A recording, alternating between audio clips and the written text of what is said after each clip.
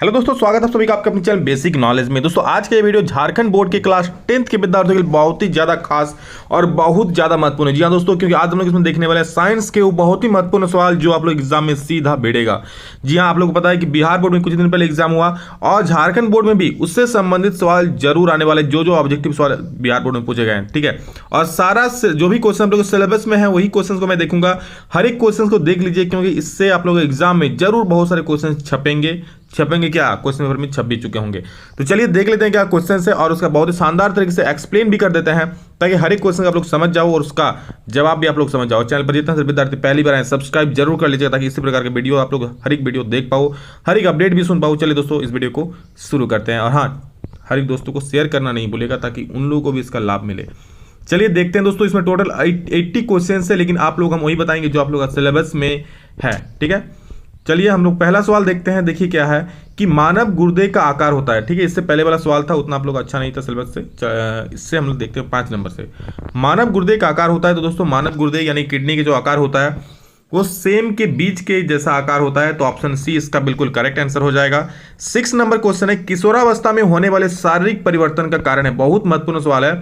किशोरावस्था यानी कि change in body in adolescence is due to, तो ये दोस्तों हो जाएगा टेस्टोस्टेरोन और एस्ट्रोजन, मतलब दोनों जो है इसका सही उत्तर हो जाएगा। तो 6 का डी जो है बिल्कुल सही होगा।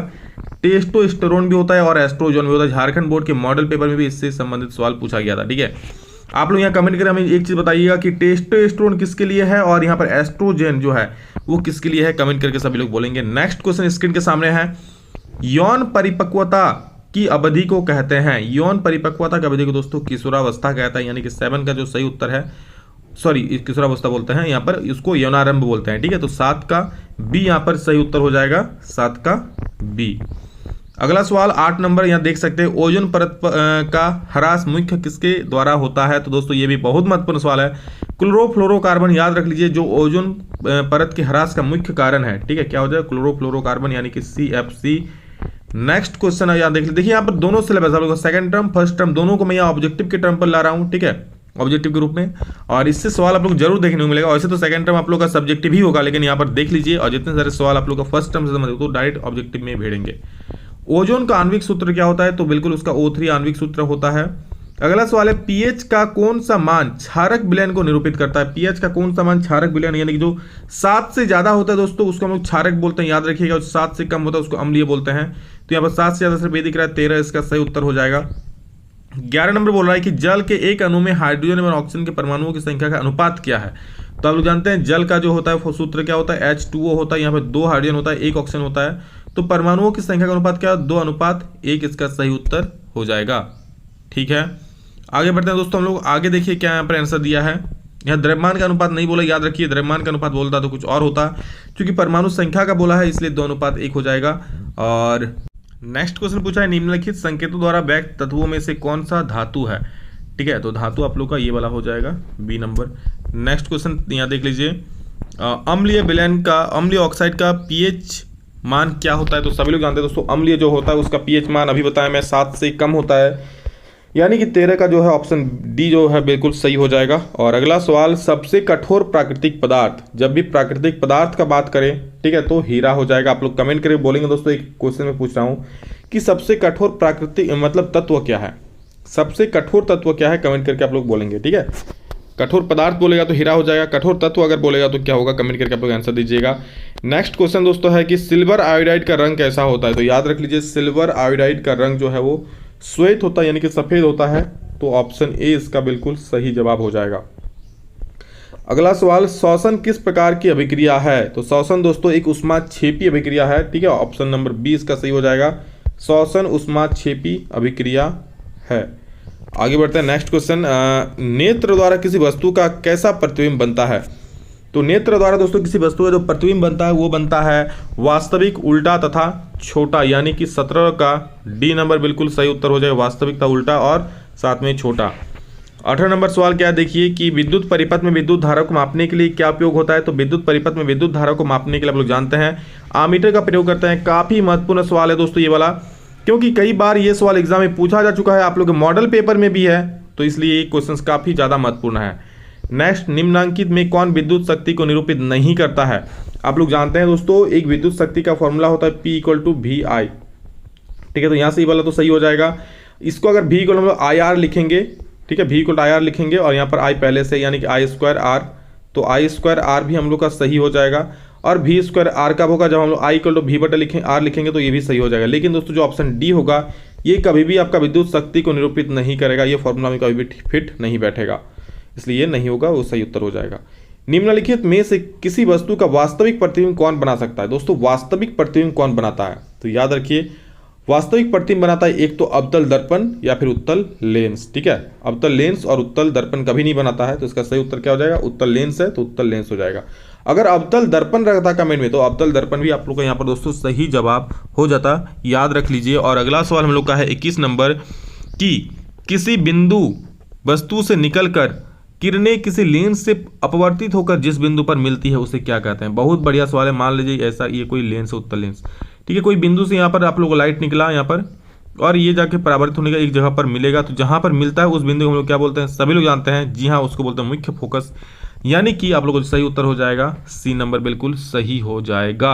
अगला सवाल स्क्रीन के सामने 22 नंबर है कि फोटोग्राफी कैमरा का अभिदृश्यक कैसा होता है, अभिदृश्यक होता है किस चीज का होता है, तो याद रख लीजिए दोस्तों इसका जो हो जाएगा उत्तल लेंस, बिल्कुल सही उत्तर हो जाएगा। फोटोग्राफी कैमरा का अभिदृश्यक उत्तल लेंस का होता है। काफी महत्वपूर्ण सवाल है ये।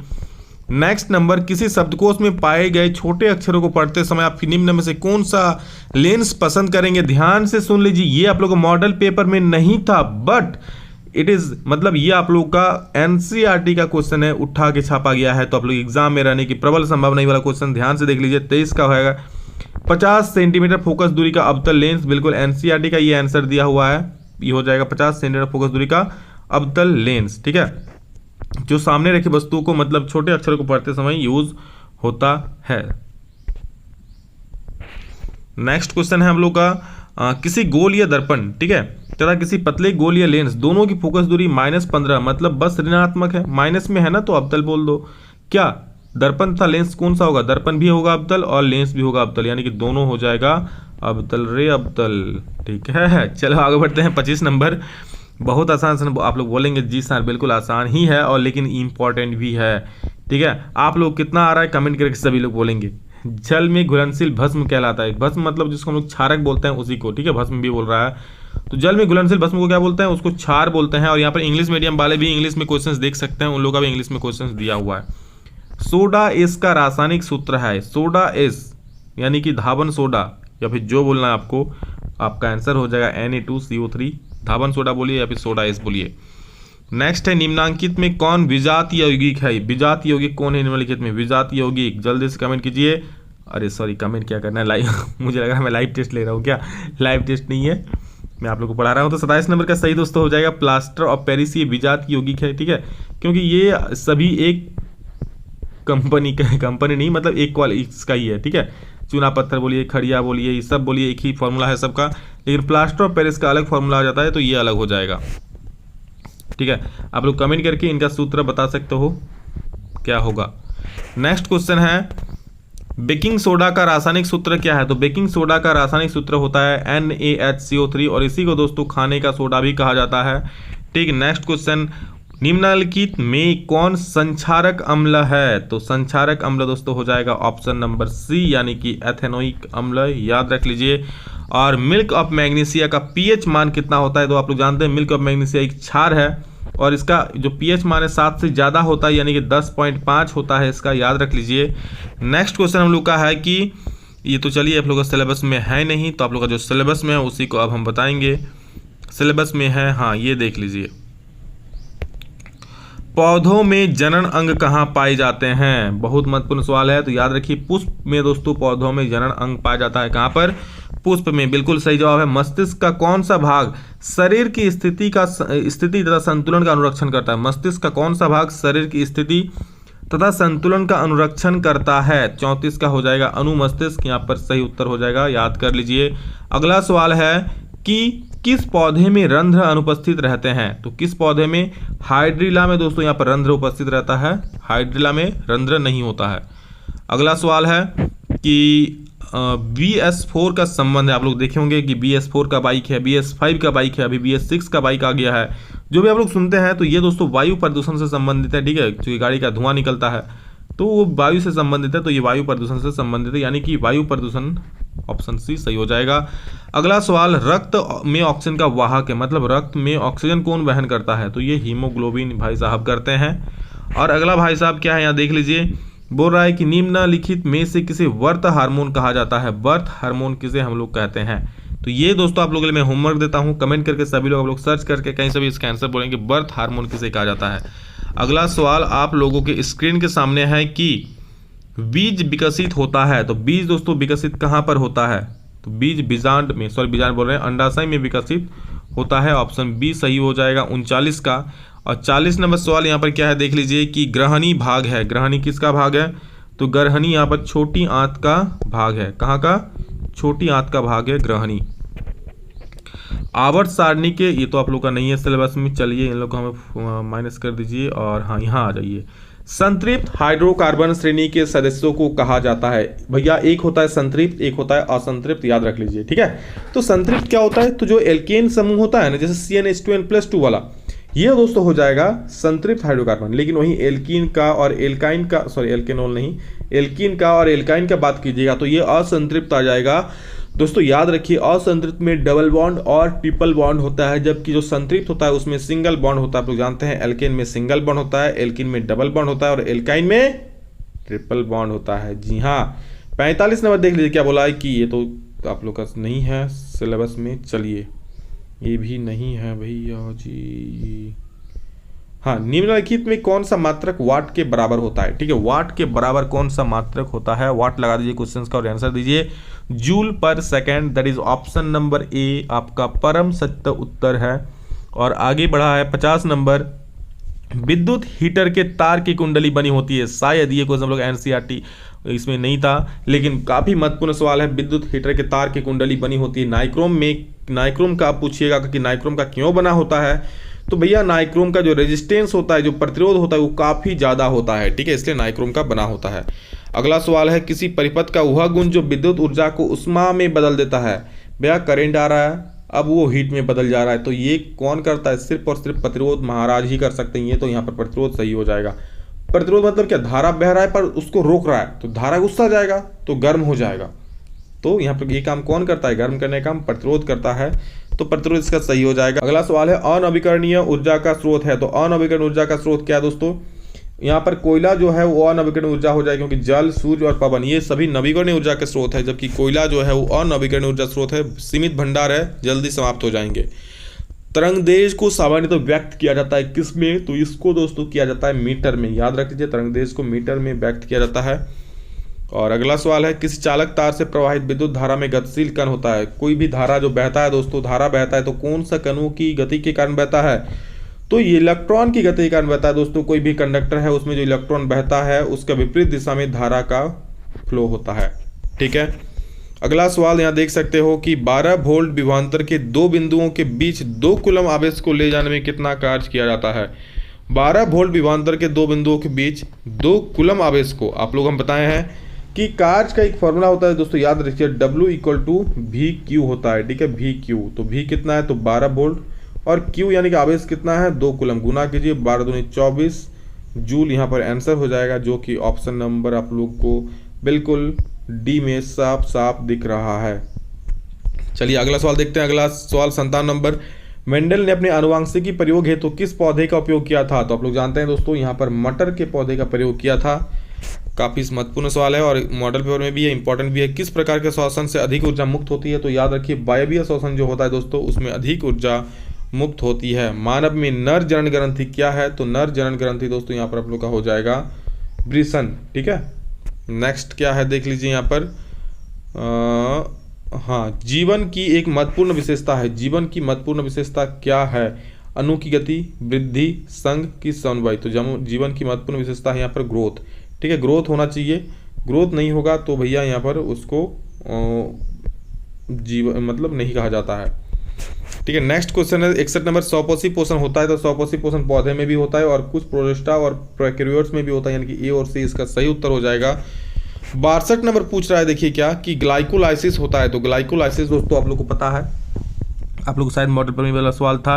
ये कोशिका द्रव्य में होता है। और तंत्रिका तंत्र की संरचनात्मक एवं कार्यात्मक इकाई को कहते हैं। तो तंत्रिका तंत्र की संरचनात्मक एवं कार्यात्मक इकाई को न्यूरॉन कहा जाता है। यानी कि 63 का ऑप्शन ए बिल्कुल सही हो जाएगा। और 64 नंबर क्या पूछा, देखिए कौन सा एंजाइम वसा पर क्रिया करता है। वसा पर कौन सा एंजाइम क्रिया करता है। तो 64 का जो सही उत्तर है वो आप लोग का लाइपेज नामक एंजाइम हो जाएगा। ठीक है, ये भी आप लोग का मॉडल पेपर में था। ग्लाइकोलाइसिस होता है तो मैंने बता दिया। चलिए क्वेश्चन रिपीटेड है यहाँ पर। तालाब किस प्रकार का पारिस्थितिक तंत्र है। तो तालाब दोस्तों यहाँ पर कृत्रिम पारिस्थितिक तंत्र है। ठीक है, प्राकृतिक नहीं है, कृत्रिम है। और यहाँ पर निम्न में से कौन पारिस्थितिक तंत्र में अधिकतम संख्या में मौजूद होते हैं। कौन पारिस्थितिक तंत्र में अधिकतम संख्या में मौजूद होते हैं। तो ये उत्पादक हो जाएगा, ऑप्शन ए। और नेक्स्ट क्वेश्चन है, जीवों की उत्पत्ति के पहले पृथ्वी पर निम्नलिखित में से क्या नहीं था। तो जीवों की उत्पत्ति से पहले ऑक्सीजन नहीं था भैया, ऑक्सीजन हुआ तभी यहाँ पर जीव हुए। भारत में उत्पादित प्रत्यावर्ती विद्युत धारा की आवृत्ति क्या है। तो भारत में उत्पादित प्रत्यावर्ती विद्युत धारा की आवृत्ति कितना है, 50 हर्ट्ज है। तो ऑप्शन नंबर डी सही हो जाएगा। नेक्स्ट क्वेश्चन है आप लोग का 69 नंबर, 1 माइक्रो एम्पियर विद्युत धारा, ये भी काफी महत्वपूर्ण, याद रख लीजिए 10⁻⁶ एम्पियर होता है 1 माइक्रो एम्पियर में। और यहाँ पर नेक्स्ट क्वेश्चन उसको छोड़ दीजिए, आप लोग का उतना जरूरी नहीं है। ठीक है, स्पेक्ट्रम प्रिज्म वाला क्वेश्चन आप लोग का सिलेबस में नहीं है तो इसको मैं छोड़ देता हूँ। उत्तल लेंस द्वारा आवर्धित काल्पनिक प्रतिबिंब तब बनता है जब वस्तु रहती है। उत्तल लेंस तो में दोस्तों आवर्धित मतलब बड़ा और काल्पनिक प्रतिबिंब कब बनता है। तो जब दोस्तों वस्तु को मतलब लेंस और यहाँ पर जो फोकस होता है, फोकस के बीच में यहाँ पर कहीं रखा जाता है तो इधर जाके बड़ा बनता है, तब ये बनता है। ठीक है, तब इधर जाके बनता है आपका बड़ा इमेज बनता है। तो यहाँ पर फोकस और लेंस के बीच में रखने पर वोल्ट बराबर है। वोल्ट किसके बराबर है, वोल्ट दोस्तों जूल पर कूलम के बराबर होता है। और अगला सवाल है हम लोग का 74 नंबर कि विद्युत आवेश के प्रवाह दर को कहते हैं, विद्युत आवेश प्रवाह के दर को विद्युत धारा कहा जाता है। यानी कि ऑप्शन ए बिल्कुल सटीक जवाब हो जाएगा। और यहाँ पर अगला सवाल, अरे भाई साहब ये क्या हो रहा है, ये क्या हो रहा है। हाँ चलिए नेक्स्ट क्वेश्चन देख सकते हैं आप लोग दोस्तों स्क्रीन के सामने। अब निम्नलिखित में कौन सा कथन सत्य है। तो हम लोग जानते हैं, अभी मैंने आप लोग बताया कि कार्य बराबर होता है W = VQ होता है। यानी कि W कार्य का होता है जूल, इसका होता है V का होता है वोल्ट और इसका होता है Q का कूलम। ठीक है, तो कूलम वोल्ट, ये वाला आपका सही हो जाएगा, ऑप्शन नंबर बी। नेक्स्ट है कि CHO अभिक्रियाशील समूह को कहते हैं। इससे एक सवाल आप लोग का फिक्स है और छप चुका है दोस्तों। ये इससे प्रकार्यात्मक समूह से एक सवाल जरूर आएगा, पूछेगा कौन सा प्रकार्यात्मक समूह है। तो ये दोस्तों आप लोग का एल्डिहाइड समूह से आता है। OH किससे होता है, तो अल्कोहल से होता है। CO जो होता है कीटोन से होता है। ये सारा याद रख लीजिएगा। और जिंक ब्लेड निम्नलिखित में से किस धातु का अयस्क है। तो जिंक ब्लेड तो यहाँ पर नाम में ही है जिंक, तो यहाँ पर जिंक इसका सही उत्तर हो जाएगा 78 का। नेक्स्ट ये 79 आप लोग का सिलेबस में नहीं है। और लास्ट एक क्वेश्चन 80 नंबर जो काफी महत्वपूर्ण है आप लोग का CaO यानी कैल्शियम हाइड्रोक्साइड को कैल्शियम ऑक्साइड की जो जल से अभिक्रिया कराता है CaOH वोल्टवाइज बनता है, जो कि एक संयोजन अभिक्रिया है। यहाँ पर दोस्तों टोटल सवाल आप लोग का समाप्त होता है, जो कि एग्जाम के लिए काफी ज्यादा महत्वपूर्ण है। एक एक सवाल को देख लीजिए, अगर आप अपना 5 मिनट 10 मिनट तक देख लेते हो तो नॉलेज मिलेगा। ठीक है, और एग्जाम में अगर सवाल आएगा तो उसको बना पाओगे, इसलिए एक भी क्वेश्चन को मिस नहीं कीजिए। भले आप एक बार देख लीजिए, पर देख लीजिए कि कहीं अगर वो क्वेश्चन एग्जाम में आए तो आप लोग से बन जाए, तब छूटे नहीं, तब आप लोग को पछतावा ना हो कि हाँ काश एक बार अगर विकास सर का वो वीडियो देख लेते हैं तो आज वो क्वेश्चन को हम बना पाते। तो एक एक करके हम प्रयास कर रहे हैं आप लोगों के लिए ज़्यादा से ज़्यादा महत्वपूर्ण सवाल लाने का और आप लोग का तैयारी को और भी बेटर करने का। तो चैनल को सब्सक्राइब कर लीजिए इसी प्रकार की तैयारी करने के लिए, हर एक अपडेट पाने के लिए और आगे बढ़ने के लिए। चलो दोस्तों, love you all, thank you all of you. अब के लिए इतना ही, फिर मिलते हैं नेक्स्ट वीडियो में जल्द ही। तब तक के लिए जय हिंद, वंदे मातरम।